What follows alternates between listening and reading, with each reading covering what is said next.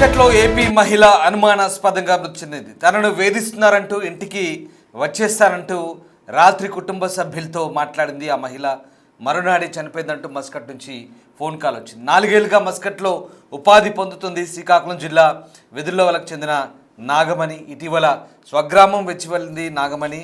అయితే వారం నుంచి తనను ఇబ్బందులు పెడుతున్నారంటూ ఇంటికి వస్తానంటూ కుటుంబ సభ్యులకు చెప్పింది నాగమణి. సరిగ్గా ఇంతలో తమ కూతురు మృతి చెందిందంటూ కుటుంబ సభ్యులు కన్నీరు మున్నీరవుతున్నారు. ఏజెంట్ ఫోన్ చేసి చెప్పాడంటూ కుటుంబ సభ్యులు చెప్తున్నారు. దీంతో కుటుంబం అంతా శోకసుందరంలో మునిగిపోయింది. తమ కూతురు చనిపోయేంత పెరికిది కాదని ఎవరో హత్య చేశారంటూ కుటుంబ సభ్యులు ఆరోపిస్తున్నారు. మరోవైపు డెడ్ బాడీని తీసుకొచ్చేందుకు కేంద్ర మంత్రి రామ్మోహన్ నాయుడు, ఎమ్మెల్యే రవికుమార్ చర్యలు తీసుకుంటున్నారు. విదేశాల్లో మృతి చెందిన ఘటనకు సంబంధించి ప్రస్తుతం కుటుంబంలో విషాదచాలనుకున్నాయి. బతుకుదెరువు కోసం గల్ఫ్ దేశానికి వెళ్ళిన శ్రీకాకుళం జిల్లా మహిళ అనుమానాస్పద రీతిలో మృతి చెందడం కుటుంబ సభ్యులు కన్నీరు మున్నీరవుతున్నారు. ఆముదాల వలస మండలం వెదుర్ల వలసకు చెందిన నాగమణి జీవనోపాధి కోసం 4 ఏళ్ల క్రితం మస్కట్ వెళ్ళింది. కొంతకాలం క్రితం స్వగ్రామానికి వచ్చింది. 4 నెలల క్రిందట ఓ ఏజెంట్ సహాయంతో మళ్ళీ మస్కట్ వెళ్ళింది. పని ప్రదేశంలో వేధిస్తున్నారని ఇంటికి వచ్చేస్తానంటూ ఇటీవలే తల్లికి ఫోన్ చేసింది. ఇంతలోనే గత ఆదివారం నాగమణి బలవన్మరణానికి పాల్పడ్డట్లుగా ఏజెంట్ ఫోన్ చేసి కుటుంబ సభ్యులకు చెప్పాడు. తన సోదరి బలవన్మరణానికి పాల్పడేంత పిరికిది కాదంటూ ఎవరో హత్య చేశారంటూ సోదరుడు మధు ఆరోపిస్తున్నాడు. అమ్మాయి అంతకు ముందు రోజే కుటుంబ సభ్యులతో మాట్లాడింది. తనను ఇబ్బందులకు గురి చేస్తుందని, తాను అక్కడ ఉండనంటూ బాధపడింది. వీడియో కాల్లో మాట్లాడింది, ఫోన్ కాల్లో కుటుంబ సభ్యులందరితో మాట్లాడింది. అంతలోనే తెల్లవారేసరికే అమ్మాయి బలవన్మరణాన్ని పాల్పడిందంటూ అక్కడి నుంచి ఏజెంటు పిడుగులాంటి వార్త చెప్పడంతో ఒక్కసారిగా ఆ కుటుంబం షాక్ గురైంది. కుటుంబ సభ్యులు కన్నీరు మున్నీరవుతున్నారు.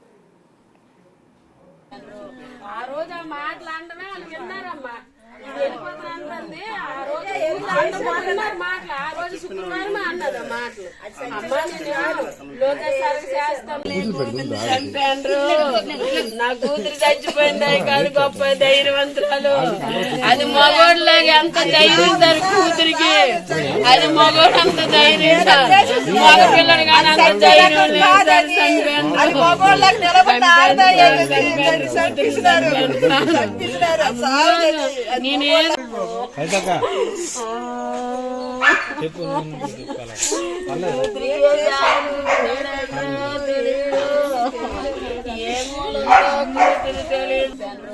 ఆ రోజు ఆ మాటలు అంటనే వాళ్ళు విన్నారమ్మా. వెళ్ళిపోతానంటుంది. ఆ రోజు మాటలు, ఆ రోజు శుక్రవారం అన్నది ఆ మాటలు. అమ్మా నేను లోకేశ్వరికి చేస్తాం. అయితే నాగమణి ఆత్మహత్య చేసుకున్నంత పెరికిది కాదంటూ ఆమె తల్లి, సోదరుడు మధు ఆరోపిస్తున్నారు.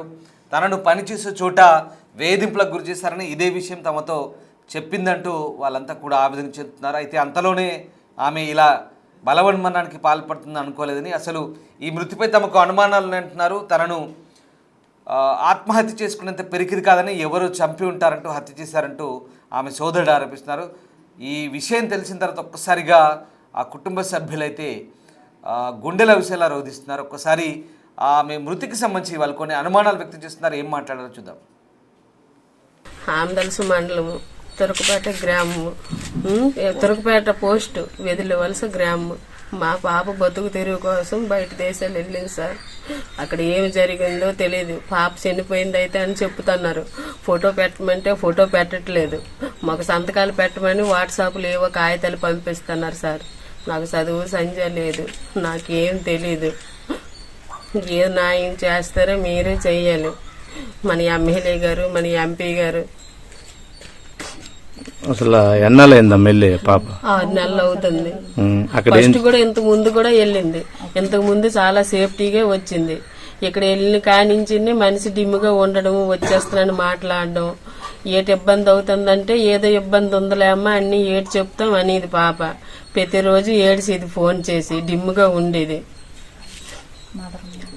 అక్కడ ఎవరో ఆ ఇంట్లో మాత్రం ఒక ముసలతను ఎవరు ఉన్నారట, అతను మాత్రం ఇబ్బంది పెట్టాడట ప్రతిరోజుని.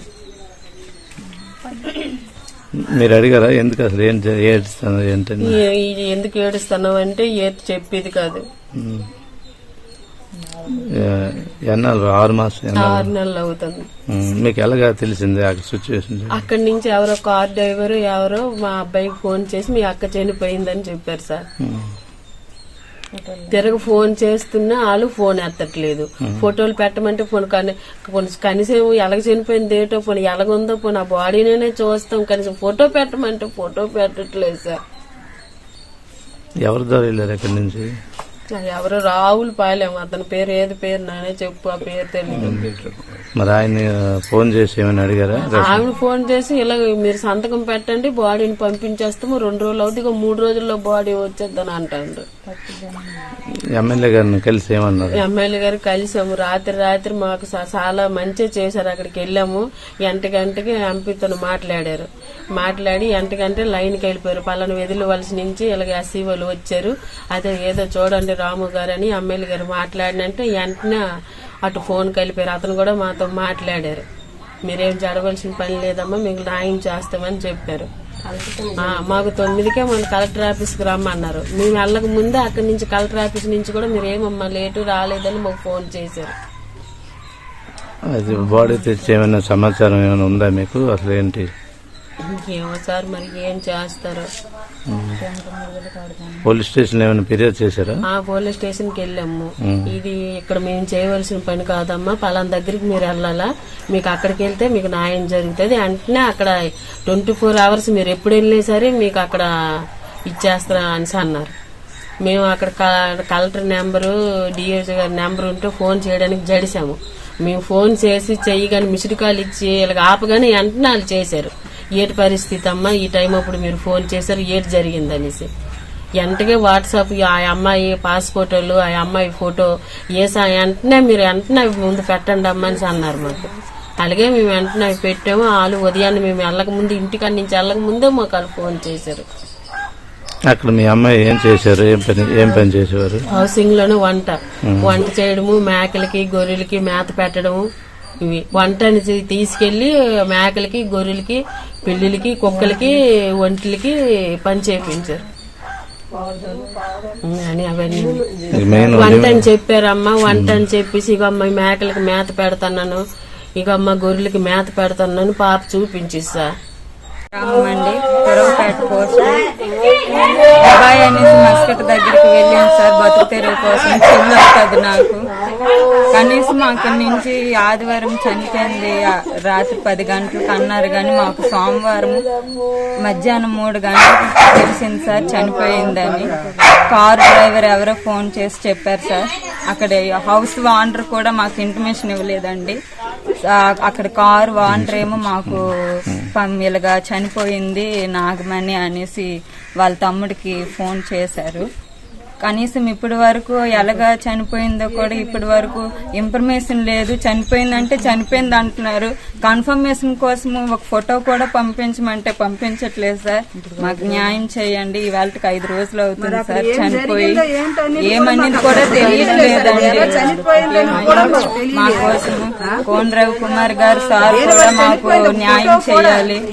అక్కడ కలెక్టర్ గారు కూడా మాకు ఇమీడియట్ గా యాక్షన్ తీసుకున్నారండి. ఏదైనా మాకు మేము పేదవాళ్ళం సార్, మాకేం తెలియకుండా తను వెళ్ళింది. తన శవాన్ని ఇప్పుడు మాకు చూడడానికి కూడా మాకు అవకాశం లేకుండా చేస్తారు సార్. అసలు ఎలాగైనా సరే మాకు న్యాయం చేయాలని కోరుకుంటున్నాం సార్. మేము డబ్బులు కూడా ఏం పంపించలేదండి. ఎవరికి పంపించిందో ఎవరికి చేసిందో కూడా తెలియదండి. అక్కడ మాత్రం ఒక అతను తనకి ఇబ్బంది పెడుతున్నారని వాళ్ళ అమ్మగారికి చెప్పారు. ఎవరికైనా చెప్పండి అమ్మా నేను వచ్చేస్తున్నాను మాట అన్నదంటే, సరే ఒక 4-5 రోజులు పోయినప్పటికీ ఫోన్ వచ్చింది సార్ చనిపోయిందని. ఏం చేస్తారో తెలియదు, మీరే అన్నండి దగ్గరుండి చూసుకోండి, న్యాయం చేయండి సార్. కేంద్ర మంత్రి గారు కూడా ఫోన్ చేశారు. శ్రీకాకుళం జిల్లా సార్, ఆంధ్రవలస మండలం తురవపేట పోస్టు వెదిలివలస గ్రామం.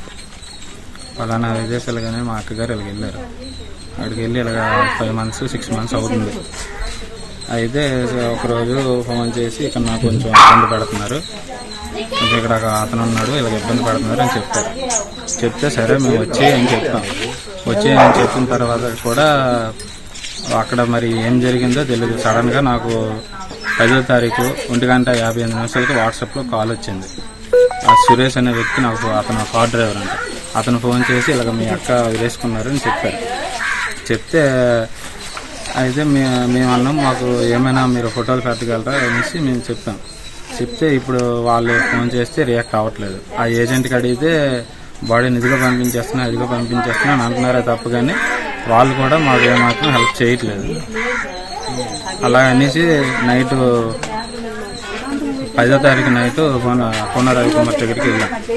అతని దగ్గరికి వెళ్తే అతను వెంటనే రామ్మోహన్ సార్కి ఫోన్ చేసి ఇలా కలిసి మాట్లాడారు.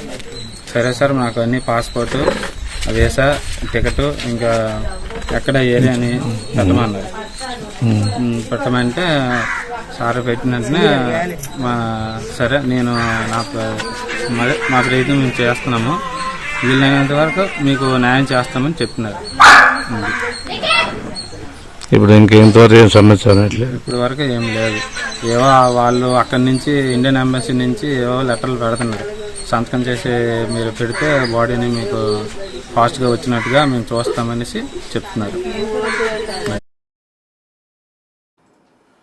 చూసారుగా, నాగమణి మృతికి సంబంధించి కుటుంబ సభ్యులు అనుమానాలు వ్యక్తం చేస్తున్నారు. ఈ సంఘటన ప్రైవేటు ఏజెంట్ సహాయంతో గల్ఫ్ దేశాల్లో పనిచేసే మహిళల భద్రతకు సంబంధించి ఆందోళన వ్యక్తమయ్యేలా మరొక కొత్త చర్చకు దారితీస్తుంది. ఉత్తరాంధ్ర, కడప, రాజంపేట, రాయలసీమ జిల్లాల నుంచి కూడా చాలా వరకు మహిళలు కానీ ఇతరులు కానీ కువైట్ లేదా మస్కట్ ఇలాంటి దేశాలకు వెళ్తుంటారు. ఏజెంట్లు చెప్పేది ఒకటి, అక్కడ వెళ్ళిన తర్వాత చేయించేమని ఒకటి.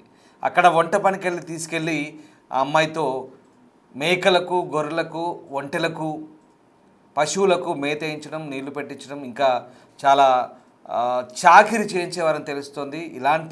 అంతేకాదు అమ్మాయిని ఇంకా ఏ రకమైనటువంటి ఇబ్బందులు పెట్టారో కూడా తెలియని పరిస్థితి. అమ్మాయి చెప్పుకోలేదు. దేశంగా దేశం గల్ఫ్ కంట్రీస్లో అక్కడ ఏజెంట్ల చేతికి చిక్కి లేదా అక్కడ ఇంటి ఓనర్ల చేతికి చిక్కి అక్కడ యజమానుల చేతుల్లో పాస్పోర్ట్ లాక్కున్న తర్వాత బానిస బతకాల్సి వస్తుంది. ఒక్కసారి ఆలోచించుకోండి, మీ కుటుంబ సభ్యుల్ని, అమ్మాయిని లేదా అబ్బాయిల్ని పంపే ముందు అక్కడి బతుకులు ఎంత హీనంగా ఉంటాయో అర్థం చేసుకోండి. సరిగ్గా ఇదే అమ్మాయి గతంలో ఒక షాపింగ్ మాల్లో కూడా సేల్స్మెన్గా పనిచేస్తుంది. అమ్మాయి ఇక్కడ ఉన్నప్పుడు కూడా బాగానే వర్క్ చేస్తుంది. ఇక్కడ స్వదేశంలో ఏ చిన్న పని చేసినా సరే హాయిగా బతకొచ్చు. ఒక సామెత ఉంది, పరిగెత్తి పాలు తాగే కంటే నిలబడి నీళ్ళు తాగడం ఉత్తమం అంటారు. సో అది ఒక్కసారి ఆలోచించుకోవాల్సిన అవసరం. ఒకసారి మహిళల భద్రతకు సంబంధించి మరోసారి ఆందోళన వ్యక్తమవుతుంది. మరీ ముఖ్యంగా ఇలా గల్ఫ్ దేశాలకు అమ్మాయిలను పంపడం చాలా ప్రమాదకరమైన సంకేతాలు కూడా ఇప్పుడు మనకు అర్థమవుతున్నాయి. రైట్, మా ప్రతినిధి షణ్ముఖ్ జైన్ అవుతున్నారు. షణ్ముఖ్, ఇప్పుడు ఈ నాగమణి మృతికి సంబంధించి కుటుంబ సభ్యులు ఎలాంటి అనుమానాలు వ్యక్తం చేస్తున్నారు? అసలు అమ్మాయి ఎలా చనిపోయింది, అలాగే ప్రస్తుతం ఆమెను తీసుకురావడానికి ఎలాంటి ఏర్పాట్లు జరుగుతున్నాయి?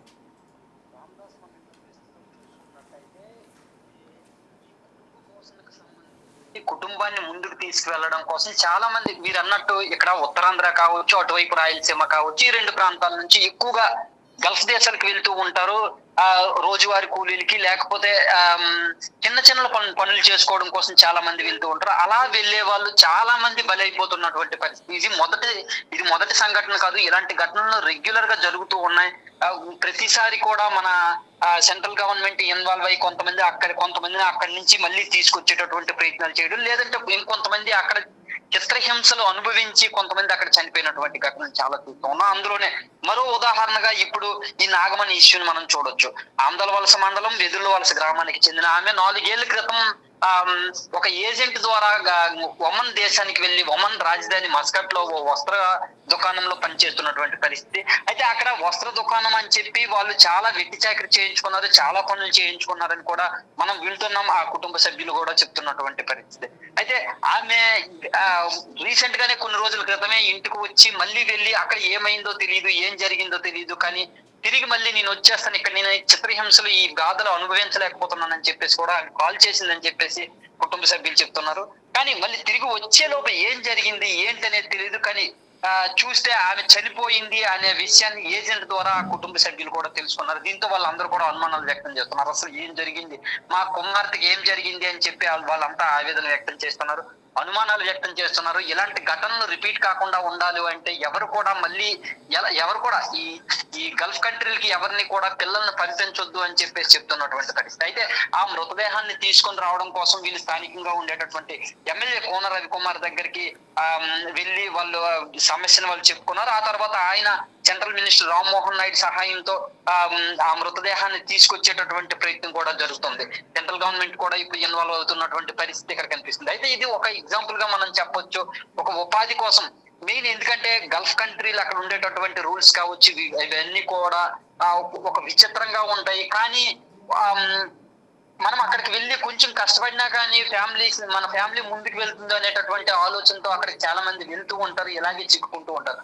మనకి మెయిన్ ఆంధ్రప్రదేశ్ నుంచి ఎక్కువ మంది చూసుకున్నట్టయితే మొదటగా మంచిగా సెటిల్ అవ్వాలి అని అంటే యుఎస్, యూకే లాంటి దేశాలకు వెళ్ళి అక్కడ ఐటీ ఇండస్ట్రీలో సెటిల్ అవుతున్నారు. లేదు అంటే రెగ్యులర్ గా రోజువారీ కూలీలు చేసుకోవడం కోసం ఇలా గల్ఫ్ కంట్రీలకు వెళ్తున్నటువంటి పరిస్థితి. ఇలా గల్ఫ్ కంట్రీలకు వెళ్ళిన వారు చాలా మంది ఇలాగే ఇబ్బందులు పడుతున్నారు. ఇది రెగ్యులర్ గా జరుగుతూ ఉన్నటువంటి ప్రతి వారానికి 10 రోజులకు ఒకటి ఇలాంటి ఇన్సిడెంట్ జరుగుతూనే ఉండడం.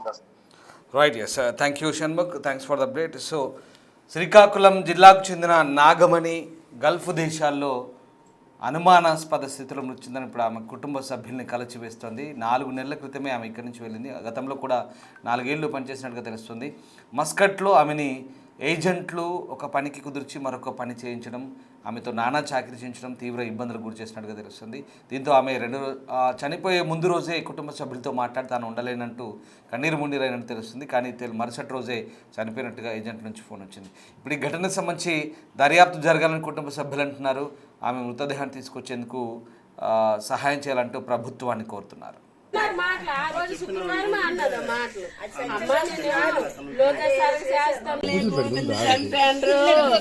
నా కూతురు చచ్చిపోయింది కాదు, గొప్ప ధైర్యవంతురాలు.